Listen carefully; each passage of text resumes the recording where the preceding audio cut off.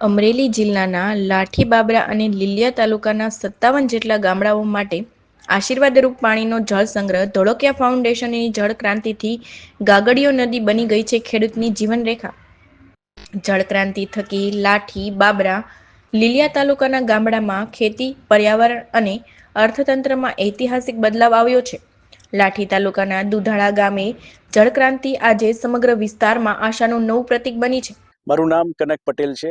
હું ધોળકિયા ફાઉન્ડેશનમાં છેલ્લા 20 વર્ષથી કામ કરું છું અને અમે પાણીના અને પર્યાવરણના કામમાં અગ્રેસર છીએ. સૌજી કાકા ધોળકિયા અમારા જે ચેરમેન છે ફાઉન્ડેશનના, એના માર્ગદર્શન હેઠળ અમે આ કામ કરી રહ્યા છીએ. વર્ષો સુધી પાણીની અછતથી પીડાતા આ ગામડાઓમાં આજે સરોવર, પુનઃજીવિત નદી અને ઊંચા આવેલા ભૂગર્ભ જળ સ્તર કારણે ખેતી, પર્યાવરણ અને ગ્રામીણ જીવનમાં નોંધપાત્ર પરિવર્તન આવ્યું છે.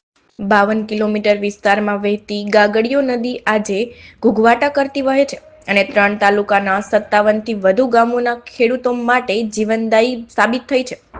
દુધાળા ગામ અને આજુબાજુના વિસ્તારોમાં અગાઉ પાણીની સ્થિતિ અત્યંત ગંભીર હતી. વરસાદી પાણીનો સંગ્રહ થતો ન હતો અને નદી નાળા યોગ્ય રીતે વિકસિત ન હોવાથી મોટા ભાગનું પાણી દરિયામાં વહી જતું. પરિણામે ખેતી માત્ર ચોમાસા પર આધારિત રહી જતી. મારું નામ છે ભરત વસૈયા. મારું ગામ અકાળા અને 15 વીઘા મારે જમીન છે.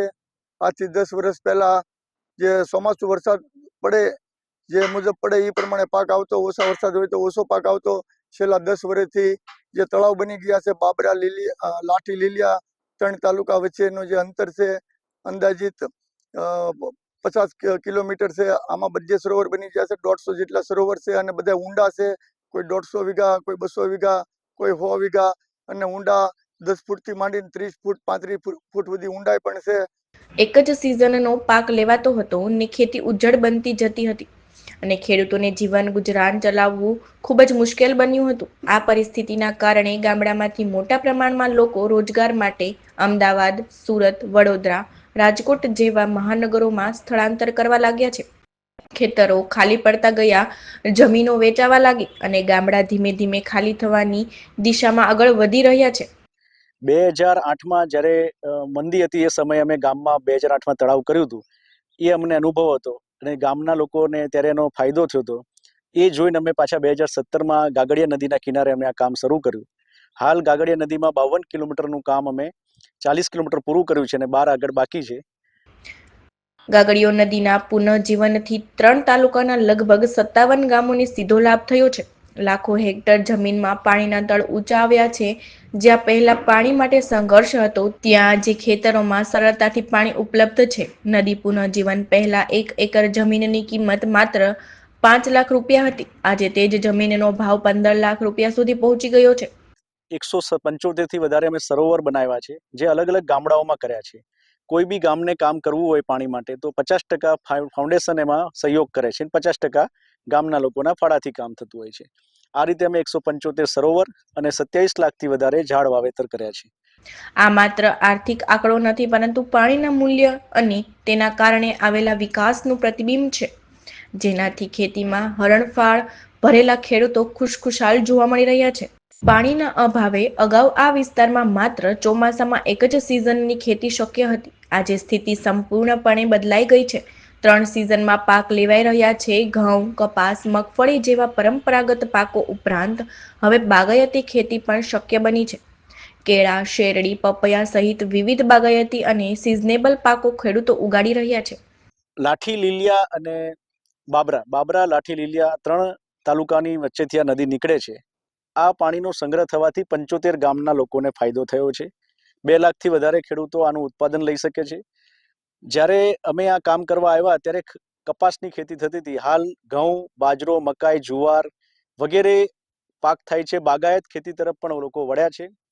પરિણામે ખેડૂતોની આવકમાં નોંધપાત્ર વધારો થયો છે અને ગામડાની આર્થિક સ્થિતિ મજબૂત બની છે.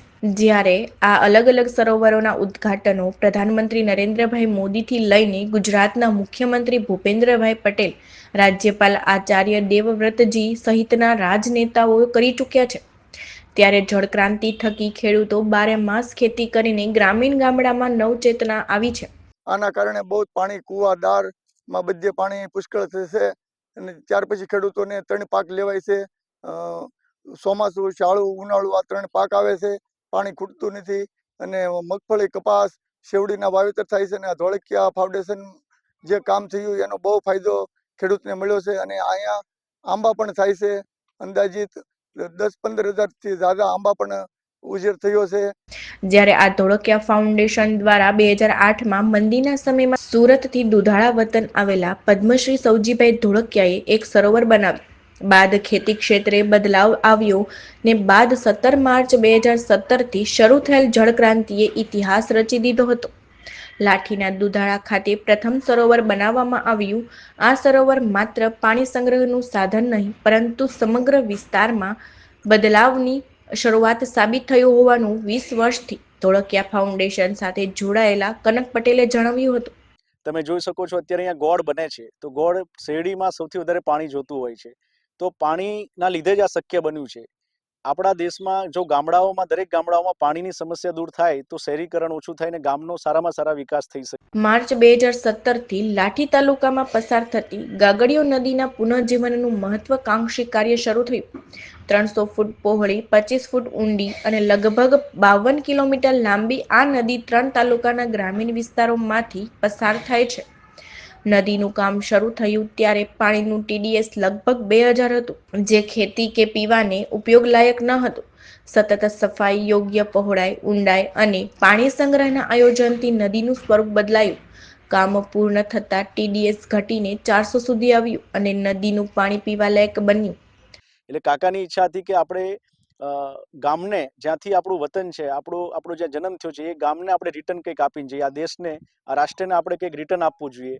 તો પાણી અને પર્યાવરણનું કામ જ એવું હતું કે આપણે મૃત્યુ થઈ જાય પણ આપણે જીવતા રહી શકીએ, એ કામ આપણે કરવું જોઈએ. અને એના માર્ગદર્શન હેઠળ અમે અત્યારે હાલ આ કામ કરી રહ્યા છીએ.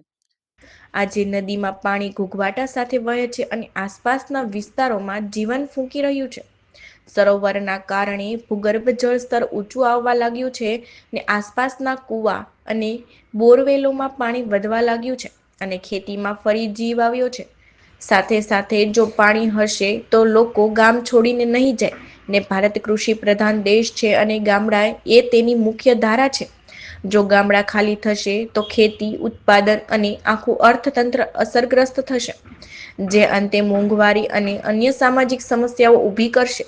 તમે બીજું જોયું હશે કે અહીંયા પ્રાણીઓ, પક્ષીઓ મોટી સંખ્યામાં અમે જ્યારે આવ્યા ત્યારે 2000 TDS પાણી હતું, પીવાલાયક પાણી નહોતું, ચા નથી બનતી, દાળ નથી બનતી. આજે 300-400 TDS પાણી છે. પક્ષીઓ એટલા અસંખ્ય જાતની નવી કલરની ચકલીઓ, કબૂતર, પાણીમાં રહેતા જલના જે છે, જલ કુકડી છે, માછલી છે, કાચબા છે, સાપ છે, બતક છે, સિંહ છે, હરણ છે, નીલગાય છે, એવી ઘણી બધી પ્રજાતિઓની સંખ્યા વધી છે. કારણ કે પાણીના કારણે જ એ લોકો એનો વસવાટ છોડતા નથી ને અહીંયા આવીને વસ્યા છે.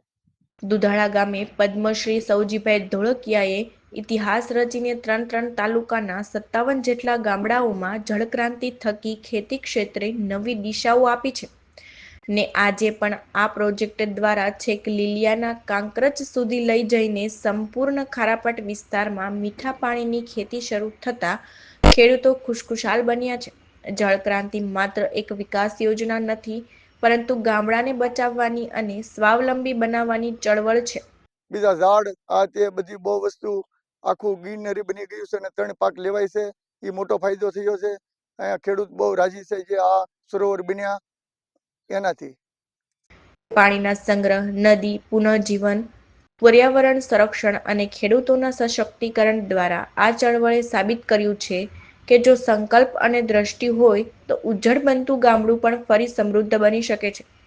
અને ગાગડીયો નદી માત્ર પાણી વહાવતી નદી નથી પરંતુ ખેડૂતોના સપનાઓ, ગામડાના ભવિષ્ય અને સમગ્ર વિસ્તારમાં સમૃદ્ધિના પ્રવાહનું પ્રતીક બની છે.